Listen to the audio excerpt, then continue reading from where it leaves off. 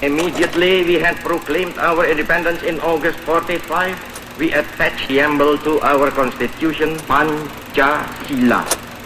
I thank you all.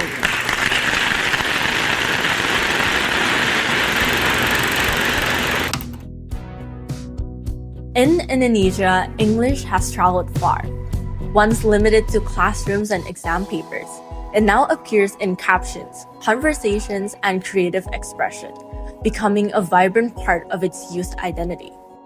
This documentary explores how English has quietly evolved across decades, how it has moved from lesson to lifestyle, and from memorization to everyday communication.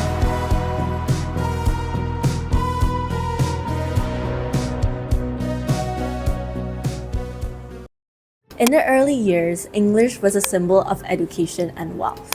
For Indonesia's older generations, speaking English was never common. In the past, access to English was limited, often reserved for the wealthy, those who could afford private lessons, or families with foreign connections. Education was not given any priority at all by the Dutch colonial administration at that time. Yeah. Something that is elitist. Only very few people, with high social status could enjoy it.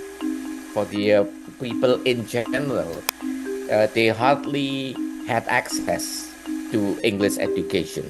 Our first exposure to the English language is, when we started junior high school. Our teachers at that time were also struggling in using the English language. That's part of the curriculum at the time, and also I have to go to tutor, outside tutor. Only those who has the exposure to the school who teach English, and also who have the opportunity to learn more from the tutors. Yet, those lessons laid the foundation. English was no longer foreign, it was quietly taking root.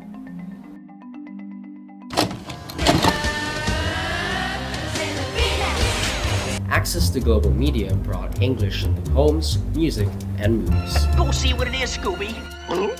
Don't worry, I'm right behind you. Television, the internet, and imported culture turned English into something familiar, part of entertainment, not just education. Young Indonesians began picking up phrases from lyrics, television dialogue, and early social media platforms. If you, at the same time, experience an intense exposure with the English language through the internet, then your ability to master the English language double or even triple. If there was no English language taught in school at all, but people are still exposed to the internet, then people will still be able to master the English language, even if they don't go to school at all to learn the English language. I would think that cartoons and watching in general was what built my English more than reading. So a lot of shows, if you don't speak English, then you wouldn't get it. I would just watch it over and over again until I got the whole thing. I was taking courses, English courses. For me, Disney Channel helped me a lot. Outside classrooms, English started to take on new meanings. It was less formal, becoming more personal.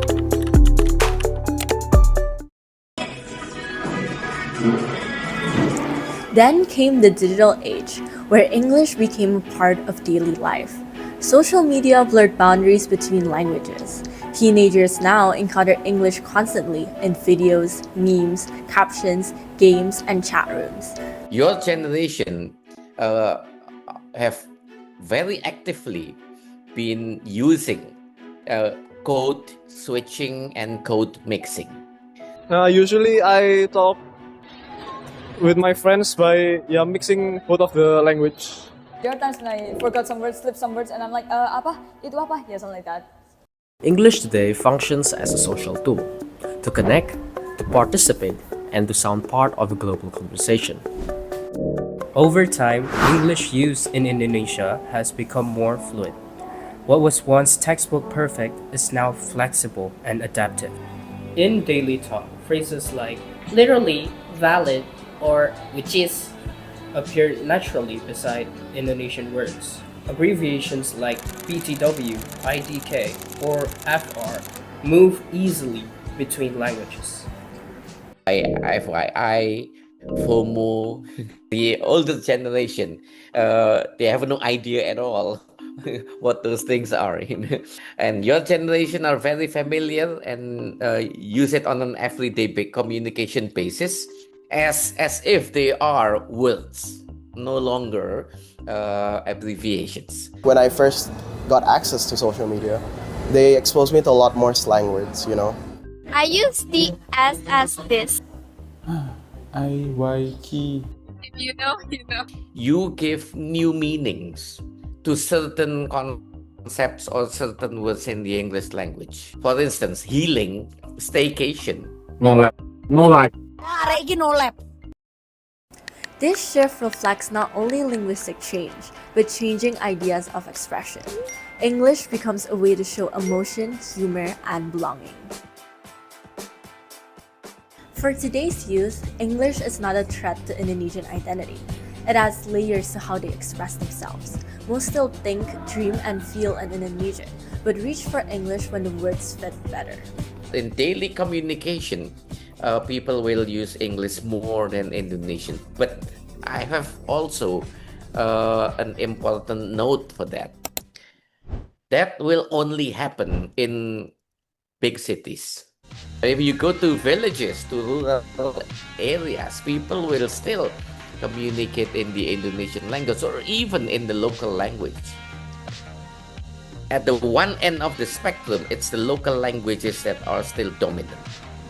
And at the other end of the spectrum is the English language that is dominant. Where is the Indonesian language? Somewhere in the middle.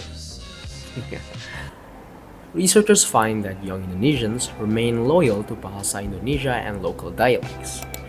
English is not replacing these languages.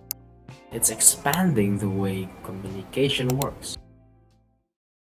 Meanwhile, a new generation is already absorbing English earlier than ever before. Children are encountering it through YouTube videos, games, and songs long before formal lessons begin. For them, bilingualism starts at home through media and play. What we are as a parent trying to do is just to expose them by communicating in English more in our daily life. My mom